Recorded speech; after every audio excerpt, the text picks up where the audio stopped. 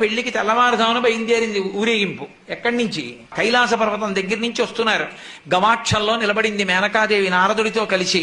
ఒక్కొక్కళ్ళు వస్తున్నారు. అబ్బా వెలిగిపోతున్నాడు, ఆయనేనా మా అల్లుడంది. కాదమ్మా, సూర్యుడు దిక్పాలకుల్లో ఒకడు. ఆ వెనక వస్తున్నాడు. ఎవరో బాబాయ్ నల్లగా ఉన్నాడు దున్నపోత మీద, ఆయన ఎవరా? మీ అల్లుడు కాదు, బెంగపెట్టుకోకు, యమధర్మరాజు గారు.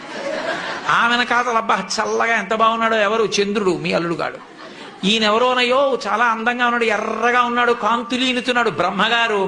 మీ అల్లుడి దగ్గర పురోహితుడమ్మా, పెళ్లి చేయడానికి వచ్చే బ్రహ్మగారు ఆయన మీ అల్లుడు కాదు.